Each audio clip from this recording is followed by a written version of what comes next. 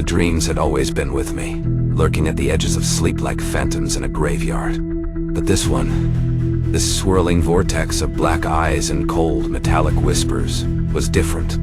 It clung to me even as I forced my eyelids open, the remnants of a terror I couldn't quite place snaking around my heart. The clock on the nightstand glowed an accusing red. 3:17 a.m. Not the witching hour. Not yet, but close enough. My temples throbbed with a dull ache, a familiar pressure building behind my eyes. It had been happening more frequently lately, these headaches that no amount of aspirin could quite quell. Stress, the doctor had said, scribbling a prescription for something stronger. "Take it easy, Doc." He chuckled, patting my shoulder with a meaty hand. "You're not as young as you used to be." But it wasn't stress, not the kind that came with a stack of unpaid bills or a difficult patient. This was something else. Something ancient and insidious, burrowing its way into the soft tissues of my brain. Later that day, while examining Mrs. Gunderson's prize-winning beagle for a suspected case of fleas, I saw it. A flicker, a fleeting shadow against the stark white wall of the examination room. It was gone in an instant, a trick of the light, a phantom born of exhaustion. Except it wasn't. That night, the dreams returned, more vivid, more terrifying than before. And this time, the cold telepathic whisper was clear. "We are here. Doctor's here." Peter Westcott, good old Pete, as the nurses called him, though never to his face, had always been a man of science. He believed in the tangible, the measurable, the things you could dissect on a steel table and explain away with Latin terms. But lately, the lines of his world had begun to blur, the edges fraying like an old surgical gown. It had started subtly, a flicker in his peripheral vision, a cold draft in a sealed room, the unsettling feeling of being watched in broad daylight. Then came the dreams. He'd wake in the dead of night, hard hammering a frantic tattoo against his ribs. The sheets twisted around him like a shroud. They were always the same. Vast, sterile rooms bathed in a cold white light, figures shrouded in shadow, their eyes burning with an unnerving intensity. He'd try to shake it off, attribute it to the late-night chili dogs his wife swore would be the death of him. But deep down, a seed of unease had been planted, taking root in the fertile soil of his subconscious. His wife, Margaret, a woman whose practicality was rivaled only by her unwavering love for him, had noticed the change. The bags under his eyes, the way he'd flinch at sudden noises, the haunted look that had taken up permanent residence in his usually jovial face. "You're working too hard, Pete," she'd say, her hand resting on his arm, her touch a grounding force in his increasingly unsteady world. "You need a break." He knew she was right, but something, some unseen force, kept him tethered to the small town of Havenwood, to his practice, to the growing sense that something was deeply, terrifyingly wrong. And it was only a matter of time before whatever lurked in the shadows made its presence known. The drive to County General was a blur, a kaleidoscope of flashing red lights and the low hum of the ambulance siren. Margaret, her usually rosy face bleached white, kept a steady hand on my arm, her touch a lifeline in a sea of uncertainty. They prepped me for surgery the moment we arrived, the nurses' faces a strange mixture of professional detachment and morbid curiosity. I remember the prick of the IV, the biting sting of antiseptic, the surgeon's eyes, cold and clinical above his surgical mask. Then, blessed darkness. I woke to the sterile scent of disinfectant and the rhythmic beep of a heart monitor.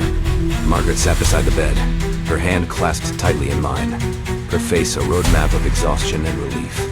"It's benign," she whispered, her voice thick with emotion. "They removed it, Pete. It's over." The surgeon, a tall man with hands that seemed both too large and surprisingly delicate, explained the procedure, using terms that seemed to dance just out of reach of my understanding. He showed me the X-rays, a series of grainy images that revealed a small metallic object lodged near my brainstem. "Remarkable," he murmured, more to himself than to me. "The technology, we've never seen anything like it." They released me the next day, my head swathed in bandages, my body a symphony of aches and exhaustion. Margaret fussed over me, her concern a balm on the raw edges of my nerves. But the unease lingered, a dark stain on the edges of my thoughts. The dreams persisted, more vivid now, more insistent. The whispers, once faint and distant, now pressed against my skull. A chorus of cold alien voices that only I could hear. We are here, they hissed. We are you. The metallic tang of fear, a flavor I knew all too well these days, lingered on my tongue. The object, if you could call it that, sat nestled in a velvet-lined case like a macabre crown jewel. It was smaller than I imagined, no bigger than a dime, but the intricate etchings on its surface seemed to writhe under the harsh glare of the examination lamp. Extraterrestrial? I asked, my voice a dry rasp.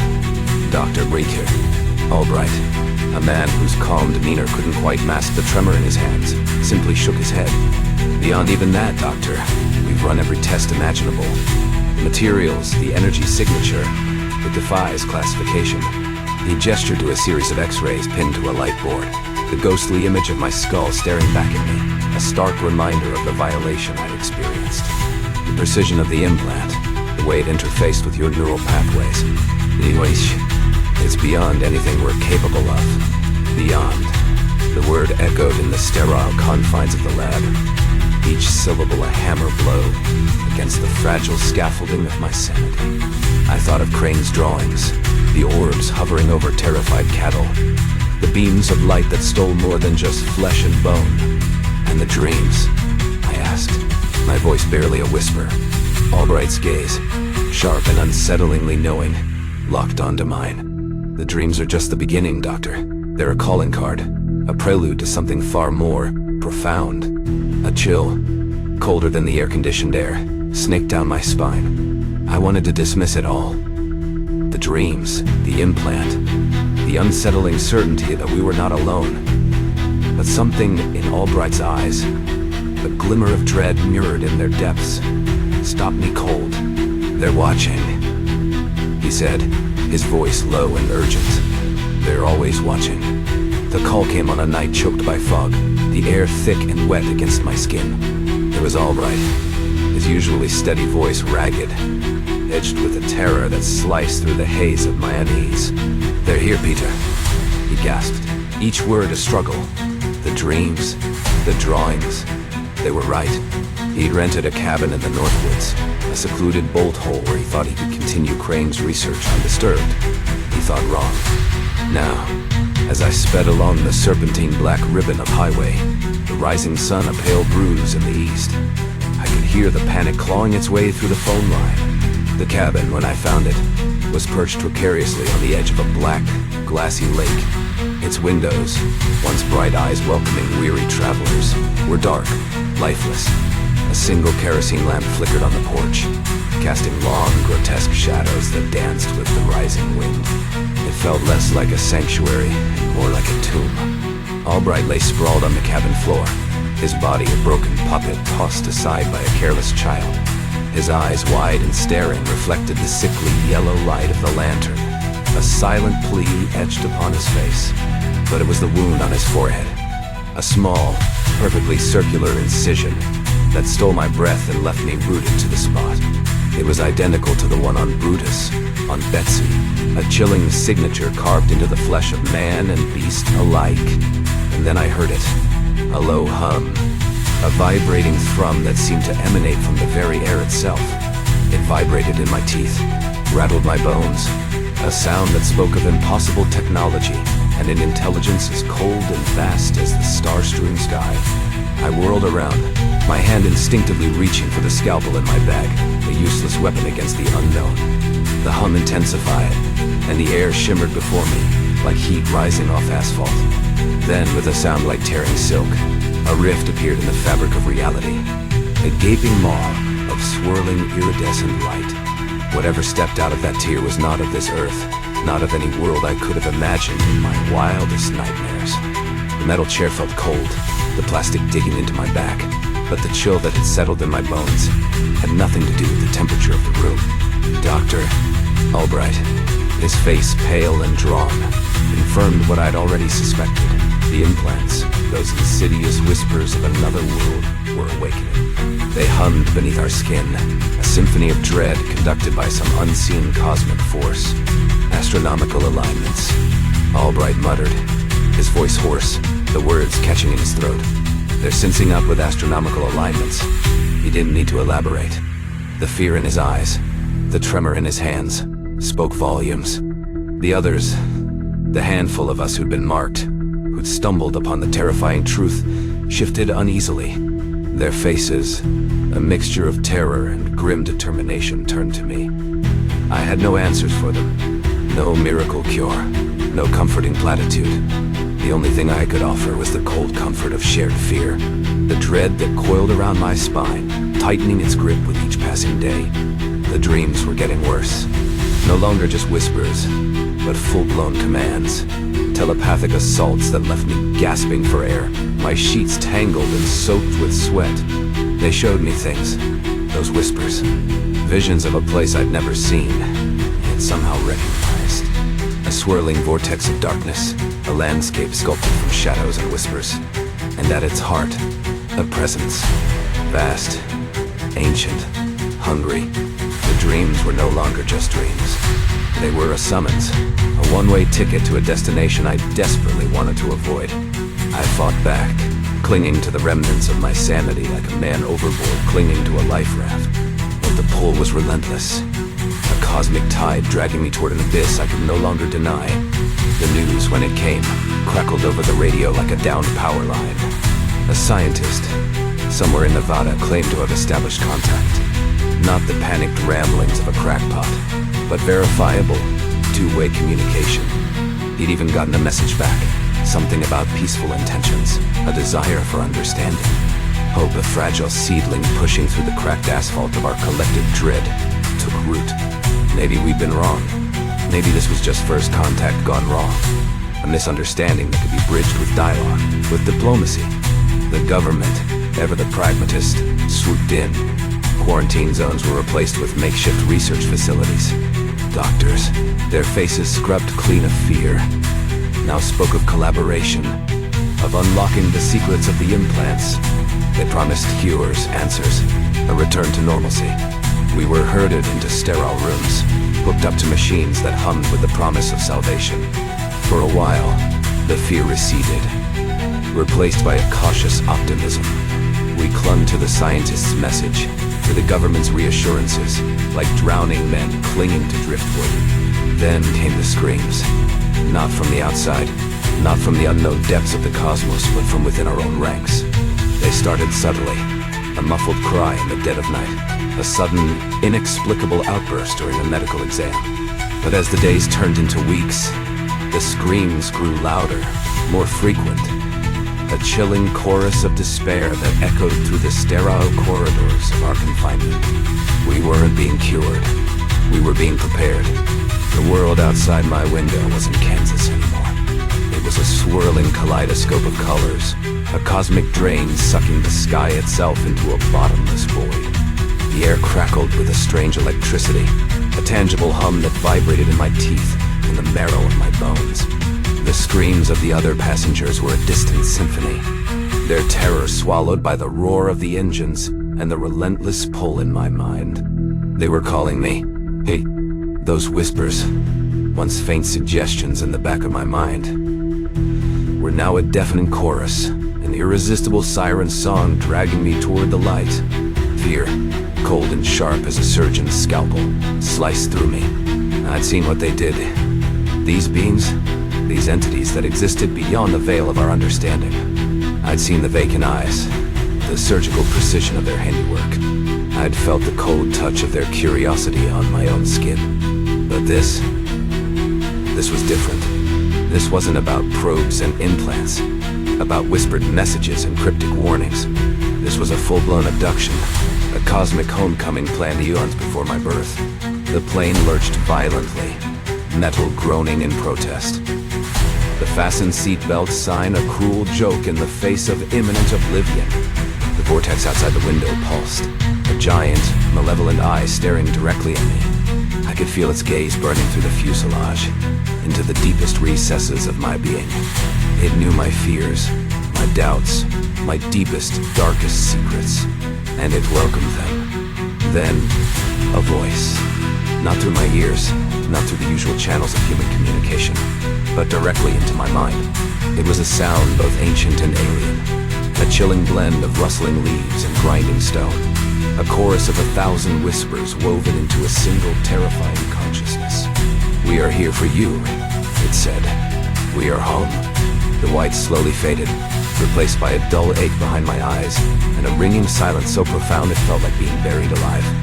I lay there, sprawled on the cold, unforgiving floor, my suit a crumpled mess around me. My head throbbed in time with an unseen pulse that seemed to emanate from the very walls themselves. Gradually, the world swam back into focus. The circular room, vast and sterile, hummed with a low, discordant symphony of unseen machinery. The air, thick with the metallic tang of ozone and something else, something alien and vaguely sweet, caught in my throat. Around me, the others stirred, their movements sluggish, disoriented. Faces, contorted in masks of terror only moments ago, were now blank slates, eyes vacant, gazes unfocused. I recognized some of them. Mrs. Henderson from the bakery, her apron still tied around her ample waist. Young Tommy Evans clutching a worn teddy bear. Even Sheriff Brody, his usual bluster replaced by a disconcerting docility.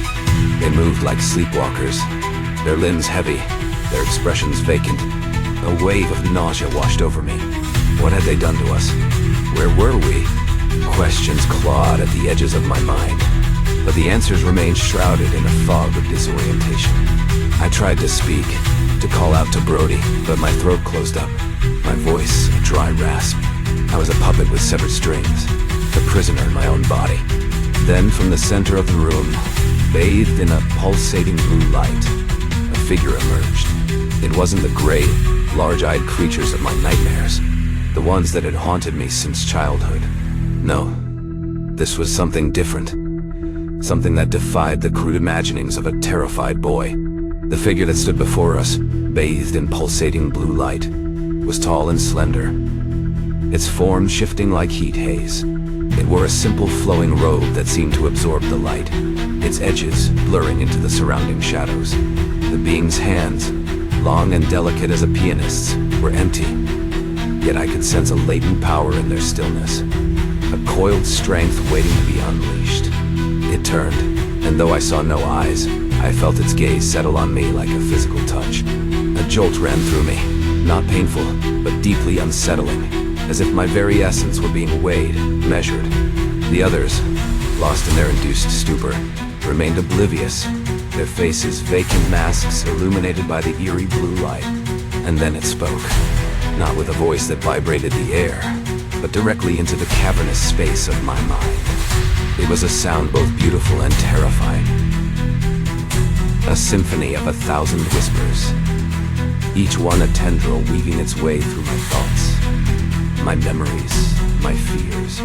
Chorus of ancient knowledge and impossible power, singing a song that resonated deep in my bones. "Welcome, children," it said, the word echoing in the vastness of the chamber, in the hollow spaces of my own skull. "The time of choosing is at hand." My mind reeled. Choosing? What choice was there to be made? Standing here like cattle in a holding pen, our wills stolen, our very humanity hanging by a thread. The being, if that's what it was, glided closer, its movements fluid, effortless, as if it were swimming through the air itself. Terror, cold and sharp as shattered glass, pierced through the fog of disorientation. This wasn't a rescue. This wasn't some cosmic homecoming. This was something far more insidious, far more terrifying than anything I could have imagined. We weren't going home. We were about to become something else entirely.